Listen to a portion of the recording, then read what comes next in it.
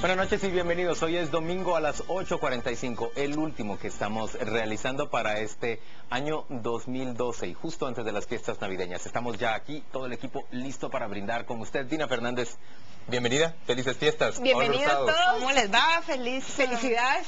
Pedro Felicidades Trujillo. por este año, nuestro último programa, señores. Que no es nuestro último año, ¿eh? No, es nuestro último programa del 2012, pero tenemos muchísimo más preparado para el 2013. Ahora vamos a empezar presentándole a usted una selección de temas. Vamos a arrancar diciéndole cuáles creemos que son los momentos clave. Yo voy a proponerle a usted algunas ideas y confíe en que la severa crítica de mis compañeros de panel pues va a ser suficiente para desbaratar esa propuesta mía.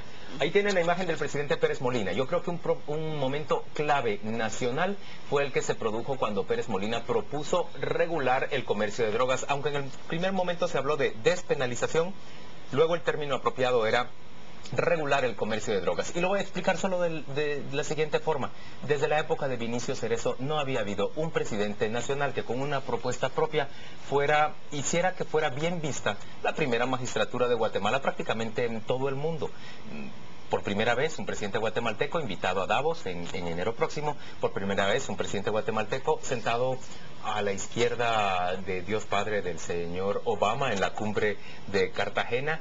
Me parece que es una nota positiva y verdaderamente relevante. Vamos a un segundo hecho nacional de gran relevancia y tiene que ver, por supuesto, con ese terremoto que ocurrió en el departamento de San Marcos, un sismo fuertísimo en el pasado mes de septiembre, que mire usted cómo se está moviendo esa cámara de televisión. Lo ofrece en la ciudad de San Marcos, una gran cantidad de víctimas y una gran cantidad de destrucción en aquel departamento. Y vamos al tercer hecho determinante, el tercer hecho clave a nivel nacional en el año 2012 y tiene que ver con la movilización de los cantones de Totonicapán y la matanza que se produjo a manos de fuerzas militares, fuerzas del ejército que participaban en el esfuerzo por desbloquear esa zona.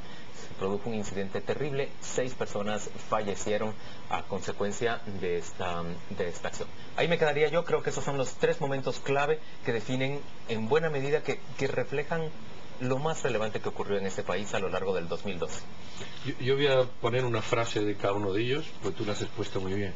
La propuesta de Pérez Molina es un posicionamiento nacional en un ámbito internacional. Ahí se quedó. Lamentablemente ahí se quedó, pero sí ha habido un posicionamiento interesante que a ver si en el segundo año lo retoma o sigue dormido, porque dormido lleva un tiempo, al menos de la cumbre de la OEA en Colombia, fue, ¿verdad?, en Cartagena. El terremoto de San Marcos, una desgracia natural que nos dice que tenemos que promover defensa civil. La defensa civil hay que institucionalizarla y hacer planes, porque las catástrofes naturales se ceban y hay que en la región. mejor. Hay que construir mejor, hay que ser más exigente. Bueno, algo que ya sabíamos, pero que nunca es tarde para empezar a hacerlo bien. Y la matanza de la cumbre de Alaska, yo aquí he puesto que es un drama producto de una falta de... Y cuando iba a seguir escribiendo puse muchas cosas, porque fue una mala actuación de las fuerzas de seguridad, fue una peor actuación del gobierno por permitir que de las 6 hasta las 12 se ocurriera, fueron unos temas que luego se solucionaron de otra manera, es decir, se podían haber solucionado, en fin, de muchas cosas. Y lo único que te tengo que corregir es que hay 6 más 1, murieron 6 más 1. Esa persona que murió en la ambulancia, que también de alguna manera hay que incluirla. Pero esa persona realmente no murió a causa de lo ocurrido en Totonicapán. Fue una persona que murió por un accidente terrible, una caída, un accidente doméstico, y nunca se vio afectada por el bloqueo de Yo he oído Totonicapán. Comentarios de su propia familia que sí, pero bueno, igualdad, ahí está asociada. Da igual que sean 6 o 7, en el sentido de que igualmente es una tragedia. Hubiese sido una tragedia. No, y que podría haber ocurrido. O sea, un bloqueo de eso puede provocar muertes. Bueno, también lo que provoca muertes es que en el país no invirtamos en tener hospitales en todo el país, no solo en la capital. Yo te voy a criticar por blasfemo. ¿Cómo es eso que al lado de Dios Padre? ¡Qué bárbaro! Broma, por favor, es una broma. No, pero lo que sí te digo es que creo que para los Estados Unidos, o sea, se posicionó el país de una forma internacional. Creo que tienes razón ahí, Pedro, un poco a la loca, porque creo que fue un poco producto de la casualidad más que de una planificación y de una reflexión técnica. Pero a los Estados Unidos no le cayó en gracia. No. Yo escuché a la embajadora decir que era una propuesta, bueno, toda suerte de insultos que le cayeron al señor Otto Pérez, y en este tema hay que decir que los insultos le sentaron como coronas. Así es. Pero es porque los gringos tienen humor inglés, porque vienen de los británicos. Pero tuvieran un humor latino simpatiquísimo, hombre. Voy a cambiar un poco el orden de los hechos porque creo que cada uno va mostrando un poco la trayectoria de este gobierno en su primer año. El primero, esa propuesta que hace el presidente, es verdad, hasta en el 2016 Naciones Unidas va a considerar discutir la Convención del 61, que es por la cual se rigen las políticas de drogas actualmente. El presidente va a pasar a la historia, no lo va a ver en su mandato, pero lo va a ver después, como ese presidente de un país pequeño y atrevido, que junto con dos grandes como México y Colombia, le dijeron al sistema, no estamos de acuerdo con estas políticas. Pero eso fue en el periodo como de gracia de este gobierno, cuando el presidente ratifica el Estatuto de Roma, cuando el Congreso era un lugar donde podían haber discusiones realmente, cuando se consigue pasar la reforma fiscal, pero a partir de marzo o abril, después empieza a verse esos conflictos del gobierno, que para mí el momento cúspide es el segundo que hablaba Juan Luis, la matanza de Totonicapán, que creo que es lo que más tensión le generó al gobierno, más desgaste, dos ministros que estaban pidiendo la cabeza al presidente, ese ambiente perfecto para recriminarle a un presidente exmilitar todo lo que en la campaña le habían criticado, se vuelve a reavivar esa discusión de militares, de genocidio, de matanzas, de masacres, una polarización en la sociedad bien penosa. Y luego, el terremoto, lo que nos demuestra es la pugna de intereses que hay adentro del gobierno y como una catástrofe natural para la que no estamos preparados, que supone dinero que todavía tenemos que conseguir, empieza a mostrar lo que vimos también a lo largo del año, esas fuerzas adentro del Ejecutivo en la precampaña electoral. Por y un el lado, interés por ganar plata. Y el interés por ganar plata, pero también protagonismo a partir de catástrofes naturales. Vamos a los hechos clave internacionales. Estas son las tres propuestas que tenemos para presentarle. La primera es, por supuesto, la reelección del señor Obama. Hubo un momento en que se creyó que podía ser vencido el señor Obama, sin embargo, esto no ocurrió. Él se encuentra con un mandato renovado, como renovado fue también el mandato de Hugo Chávez en Venezuela. A mí me parece que esas dos reelecciones son de gran relevancia en el año 2012, aunque parece que fue una victoria pírrica la del señor Chávez en un sentido, y es que él no podrá disfrutarla porque se encuentra seriamente enfermo en La Habana, Cuba, después de ser operado por cuarta ocasión. Vamos rápidamente al siguiente tema. A mí me parece que ha sido determinante también la lucha que se desarrolla en España por recortar gastos y por conseguir que ese país no caiga en una crisis semejante a la que ha vivido, por ejemplo, España, en buena medida Irlanda, y también, Grecia, Irlanda y de alguna forma Portugal. Me parece que esos recortes que se están produciendo en España son atroces, pero que de alguna manera están logrando frenar lo que parecía una caída libre para aquel país. Me parece también que un tema importantísimo en el plano internacional tiene que ver con esa guerra interna en Siria.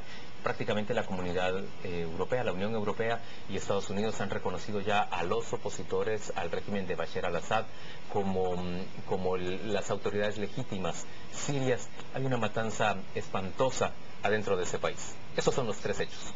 Voy a empezar por abajo. Siria es la hipocresía de la comunidad internacional frente a la primavera árabe. Se resolvió Túnez, Egipto, Libia y Siria no, porque no hay ningún interés en resolverlo. Ese es el corolario final. Es la hipocresía de la Unión Europea y de Estados Unidos con un discurso frágil que no le pone cota a un dictador, porque Rusia y China tampoco están muy interesados. Esa es la hipocresía. Dentro de 10 años veremos que han luchado por la democracia y los valores democráticos, y aquí están asesinando gente con el beneplácito, el silencio y estas políticas de quedar bien, fundamentalmente de la Unión Europea y de Estados Unidos. China y Rusia también tienen mucho que decir esto. Los recortes de la crisis española, en mi opinión, me parecen admirables. Es decir, admirables de la perspectiva de ejecución político-económica. El gobierno ha tomado cartas en el asunto, ha hecho unos recortes sustanciales y el problema es si generaciones, 2 o 3 generaciones de españoles acostumbrados a un Estado benefactor que todo lo podía, ahora están dispuestos a apretarse el cinturón y asumir los costos de lo que gastaron políticos inescrupulosos en aeropuertos y en puertos que no utiliza nadie en España y que no se pueden siquiera privatizar porque son aeropuertos que no aterriza un solo avión. La verdad es que la discusión puede ir más allá, porque el crecimiento de la economía española que generó ese estado benefactor del que tú estás hablando y que fue alentado sobre todo por el Partido Popular, se dio en base a una burbuja inmobiliaria, a un gran crecimiento inmobiliario que no tiene Se sentido. dio a mucho, pero espera, no fue el gobierno del Partido Popular. Por supuesto que sí. No, De no, los no, dos, en buena medida. fueron pero los todo, ahí 8 está el años partido. del gobierno socialista. Claro, y Aznar como que pasó de noche. No, es que ocurrieron en esos 8, no nos engañemos, no le echemos la culpa. El Partido Popular que está gobernando ahora y el que ha tomado estas medidas. Me parece Por eso, que tu corbata no es navideña. No, discúlpame. Por eso precisamente el Partido Socialista está cambiando de liderazgo, porque los socialistas hundieron no solo España, sino hundieron también el propio Aznar Partido hizo Socialista. exactamente lo mismo. No tiene nada que ver. Pero bueno, ahí está. Y lo otro es la relación de Obama y Hugo Chávez, que tú lo has comentado muy bien. Y creo que en los dos se da algo, y es que hay una oposición que llega a un momento que pareciera que iba a conseguir algo. Más lamentable el tema del señor Chávez, que bueno, su estado de salud parece que no le va a permitir siquiera tomar posesión el día 10. Creo que es el 10 de enero, ¿no? No, O el 8. no va a poder realmente. No va a poder hacerlo. Para mí el hecho relevante del año fue la victoria de Obama, pero junto con eso, la victoria de los latinos en Estados Unidos, el voto del migrante, el que llegó y ya está ahí y que no se le... A partir de esta campaña lo que se dan cuenta tanto el Partido Republicano como el Demócrata es que es un tema al que no pueden estar al margen. Creo que es el gran tema de este año. Pues mi gran duda es qué va a pasar con el señor Enrique Capriles en Venezuela, porque a pesar de ser derrotado cuando, bueno, buena parte de los venezolanos esperaba que ahora sí se le podía plantar frente al señor Chávez, ¿qué va a pasar en estos años ya con la figura de Chávez fuera de la arena política? Bueno, Muy bien. Lo que pasa es que hay que repetir elecciones si Chávez no toma Claro, el poder. No pero, toma poder pero el Chávez ha presidente. dejado ungido ya a Nicolás Maduro. Vamos a ver si el electorado le hace caso a Chávez. Vamos a la pausa comercial y volvemos dentro de muy poco. Solo déjeme hacer un pequeño comentario. Señores, que a lo mejor Chávez se levanta y nosotros aquí estamos casi enterrándolo. Por favor, tómelo con una pizca de sal nuestro comentario. Vamos a la pausa.